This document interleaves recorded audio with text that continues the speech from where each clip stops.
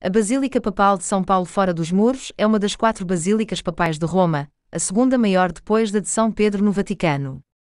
Fica ao longo da Via Ostiense, no distrito do mesmo nome, perto da margem esquerda do Tibre, a cerca de 2 km fora das paredes da Aureliana, saindo da Porta São Paulo. É no local que a tradição indica como local de sepultamento do apóstolo Paulo. O túmulo do santo está debaixo do altar papal. Por esta razão, ao longo dos séculos, tem sido sempre um destino para os peregrinos. Desde 1300, data do primeiro ano santo, faz parte do itinerário jubilar obter uma indulgência e o rito da abertura da Porta Santa é aí celebrado.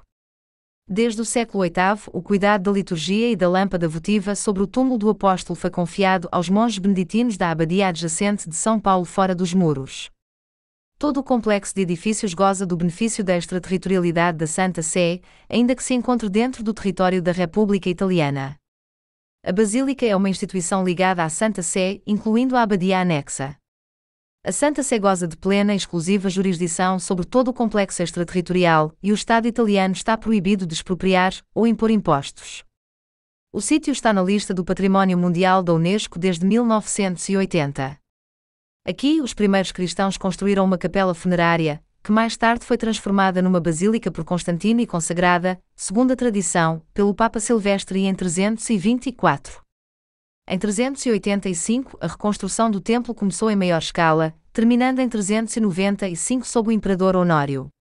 Tendo-se tornado uma das mais importantes paragens na peregrinação a Roma, a forma atual da basílica deve-se a Pasquale Belli que, em colaboração com outros arquitetos, a reconstruiu entre 1825 e 1854, após o incêndio devastador de 1823. A fachada, decorada na parte superior com mosaicos do século XIX, é obra de Luigi Poletti, que também desenhou a torre cineira e os pronaus no lado norte, estes últimos reutilizando 12 colunas, já na nave da igreja anterior, e é precedida por um grande pórtico de 4 lados, desenhado no final do século XIX por Virginio Vespignani, no centro do qual se encontra a estátua de São Paulo de Giuseppe Obici. O interior é dividido em 5 naves por 80 colunas monolíticas de granito, as 6 na parede de entrada doadas pelo vice-rei do Egito a Gregório XVI, são notáveis. A nave central, que é mais larga, tem mosaicos nas paredes com retratos de papas, que continuam também nas naves laterais, e frescos com histórias da vida de S. Paulo. O altar central, abaixo do qual está o confessionário e o túmulo do apóstolo, é superado pelo famoso ciborium gótico de Arnolfo di Cambio, 1285. À direita do altar está o grande candelabro da Vela da Páscoa, feito de mármore por Nicola de Angelo e Pietro Vassaletto em 1170. A abside é dominada pelo majestoso mosaico, encomendado por Inocêncio III, 1198-1216, e completado na época de Honório III.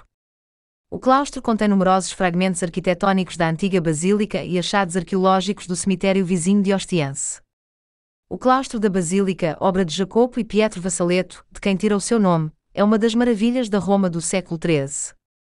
Tem colunas de mármore em pares, de diferentes tipos e formas, decoradas com mosaicos e mármores coloridos que suportam os arcos sobre os quais segue o episódio, decoradas com magníficos mosaicos e limitadas no topo por uma cornija de mármore branco com cabeças de leões, bois, cabras e outros animais, de cujas bocas corre a água da chuva.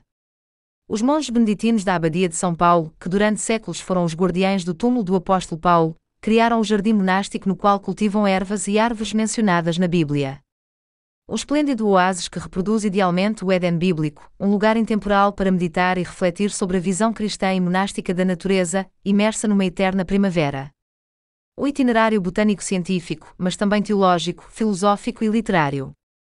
Entre as várias salas, é possível admirar o Horto dei Simplici, Hortus Simplicium, no qual, de acordo com a milenar tradição beneditina, são cultivadas plantas medicinais utilizadas na produção de remédios fitoterápicos disponíveis na Spezieria monástica. Em 2007, as escavações no jardim levaram à descoberta de estruturas antigas, incluindo a base de uma pequena torre cineira, o exemplo mais antigo deste tipo de construção preservada em Roma, os edifícios relacionados com as casas dos pobres, que datam do final do século V, e os restos de um pórtico com colunatas. O interior da Basílica de S. Paulo é extraordinário, com as suas enormes colunas de alabastro e preciosos mosaicos dourados. Infelizmente, devido ao incêndio de 1823, poucas partes medievais da basílica permanecem intactas, embora ainda se possam ver alguns mosaicos do século XIII, um grande candelabro do século XII e o do celabro de mármore de 1285 sob o qual São Paulo está enterrado. Nas partes superiores das paredes é possível ver retratos dos vários papas que se têm alternado ao longo da história. Provavelmente a parte mais interessante da igreja é o grande átrio com 150 colunas, de onde se pode ver o exterior da igreja coberto por um enorme mosaico dourado, feito entre 1854 e 1874, que reflete os raios do sol.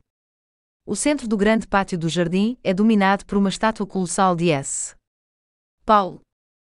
Um dos maiores tesouros da igreja é o claustro, construído entre 1208 e 1235, que sobreviveu ao grande incêndio e que se encontra atualmente em perfeito estado.